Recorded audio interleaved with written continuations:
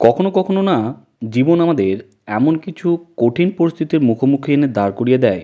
হাজার চেষ্টা করেও না আমরা তখন পজিটিভ থাকতে পারি, আর না আমরা প্রাণ ভরে জীবনকে উপভোগ করতে পারি। কিন্তু সত্যি বলতে এই মুহূর্তগুলোই হলো সেই বিশেষ মুহূর্ত, যারা আমাদের চোখে আঙ্গুল দিয়ে দেখিয়ে দেয় মানসিকভাবে আমরা কতটা দুর্বল আর কতটা শক্তিশালী। এবার দরকার তো শুধু এমন একজনের যে ওই বিশেষ মুহূর্তে আমাদেরকে ঘুম থেকে জাগিয়ে দিতে পারে। আরে না, না। সত্যি, সত্যি আপনাকে ঘুম থেকে জাগানোর কথা হচ্ছে না।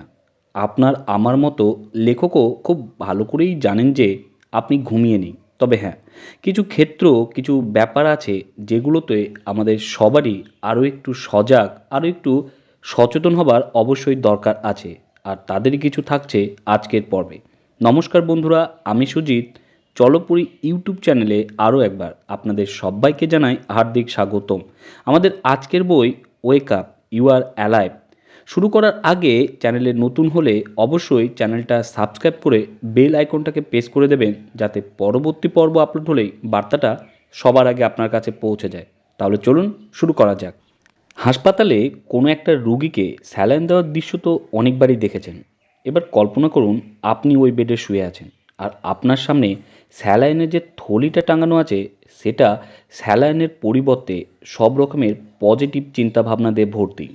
এবার স্যালাইনের থলি থেকে যেমন একটু একটু করে স্যালাইন একটা রুগীর শরীরে ঢুকে সেই দুর্বল রুগীটাকে ভেতর থেকে শক্তিশালী করে তোলে, তেমনি আপনার সামনে টাঙানো থলি থেকে সমস্ত রকমের পজিটিভিটি আস্তে আস্তে আপনার শরীরে প্রবেশ করে আপনার মধ্যে থেকে সমস্ত রকমের সন্দেহ, অক্ষমতা আর দুর্বলতাগুলোকে বের করে দিয়ে আপনাকে জোশ, উদ্যম, আত্মবিশ্বাস আর এনার্জিতে ভরিয়ে দিচ্ছে। কি ভাবছেন? দূর, এরকম আবার হয় নাকি? হয়। আর আপনার আমার মতো যে কোনো সাধারণ মানুষই যাতে কাজটা অনায়াসেই করতে পারে, তার জন্য লেখক এই বইয়ে যে উপদেশগুলো দিয়েছেন তাদের মধ্যে কয়েকটি হলো: ১. কৌতূহলী হন। কৌতূহল হলো এমন একটা বিশেষ জিনিস যা আমাদের জীবনের ইঞ্জিনকে চাঙ্গা করে তোলে। এটা একটা মানুষের মুখের উজ্জ্বল হাসি, হৃদয়ের আনন্দ আর চোখের সেই ঝলকানি যা সব কিছুকেই অতিরিক্ত উজ্জ্বল আর চকচকে করে তোলে। এটা এমন একটা অনুভূতি যেটা যখন আপনি অনুভব করবেন, আপনার মনে হবে আপনি যে কোনো বাধাকেই অতিক্রম করতে পারবেন, যে কোনো লক্ষ্যকেই অর্জন করতে পারবেন, আর যে কোনো অসাধ্য কাজকেই সাধ্য করতে পারবেন। আসুন একটা গল্প শোনাই। এই বইয়ের লেখক, যিনি পেশায় একজন এমবিবিএস ডাক্তার, তার কাছে ১০১ বছর বয়স্কা একটা মহিলা পেশেন্ট ছিল, যাকে তার মেয়ে নিয়মিত রুটিন চেক আপ করার জন্য নিয়ে আসতো। এই মহিলাটা প্রথমবার যখন লেখকের কাছে এসেছিল তখন তার বয়স ছিল ৮৫ বছর। আর এখন ১০১ বছর বয়সেও এই মহিলাটা শুধু শারীরিকভাবেই সুস্থ সবলই নয়, মানসিকভাবেও উদ্যম, উৎসাহ আর প্রাণশক্তিতে ভরপুর।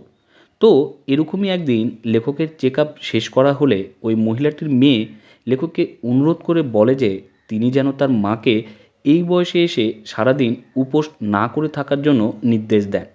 কথাটা শুনে লেখক কিছু বলতেন তার আগেই সেই বয়স্কা মহিলাটি বলে, ডাক্তারবাবু, আমার বয়স যখন ১৩ বছর, সেই তখন থেকেই আমি উপোস করছি। আর এতগুলো বছর ধরে নিয়মিতভাবে উপোস করার পর আপনার কি মনে হয় আমি যদি আরও একটা অতিরিক্ত দিন উপোস করি, সেটা আমার শরীরের পক্ষে খুবই ক্ষতিকর হবে?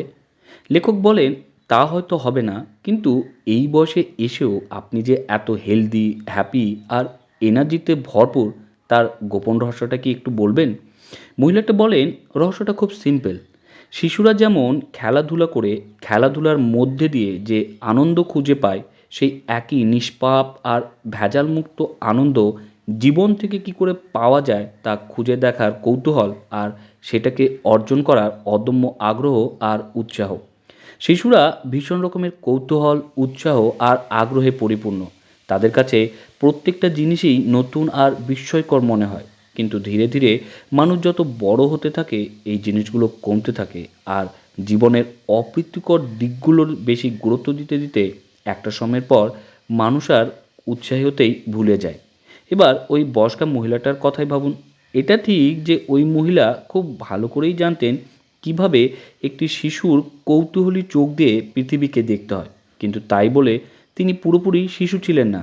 সত্যি বলতে জীবনের ভালো মন্দ সব জিনিসের দ্বারাই কীভাবে আনন্দিত আর উৎসাহিত হতে হয়, এই জিনিসটা কিন্তু তিনি খুব ভালো করেই রপ্ত করেছিলেন, যেটা আমাদের সকলেরই শেখা উচিত। অন্যকে ক্ষমা করে নিজেকে মুক্ত করুন।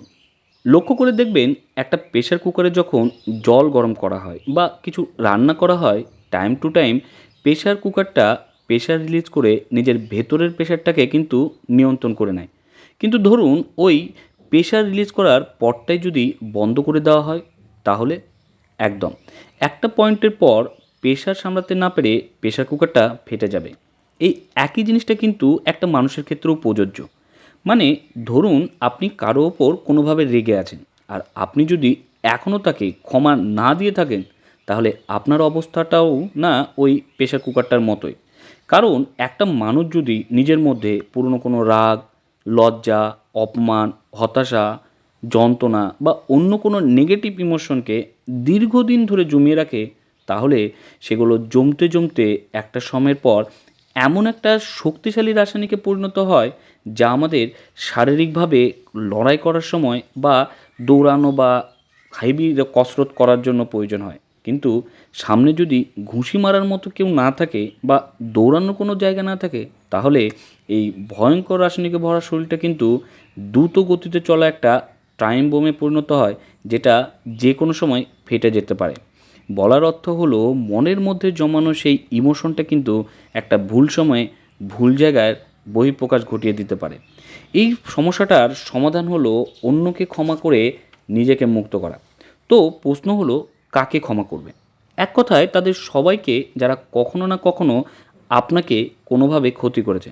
মানে সেই নিকট আত্মীয় বা বন্ধু যে টাকা নিয়ে আপনার সঙ্গে প্রতারণা করেছে, আপনার কোনো প্রিয়জন যে আপনাকে ঠকিয়েছে, বা কোনো পকেটমার যে কোনো একদিন আপনার পকেট কেটে দিয়েছে, বা সেই সব মানুষ যাদের কটূক্তি আর সমালোচনার জন্য আপনি মনে মনে অনেক লজ্জা আর হীনমন্য বোধ করেছেন, মনে মনে অনেক দুঃখ পেয়েছেন, তাদের সবাইকে কেউ কেউ হয়তো এবার একটু হেলি করে বলবেন, ওটা খুব ভালো, যারা ক্ষতি করেছে তাদের ধরে ধরে ক্ষমা করে দাও, পারলে ধরে ধরে চুমু খেলে কেমন হয়?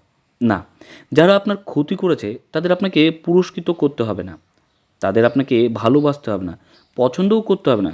এমনকি আপনাকে আঘাত করার জন্য তাদের আপনাকে ধন্যবাদও জানাতে হবে না। আপনাকে যা করতে হবে তা হলো তাদের শুধু ক্ষমা করে দাও। এটা খুব সহজ আর খুবই গুরুত্বপূর্ণ।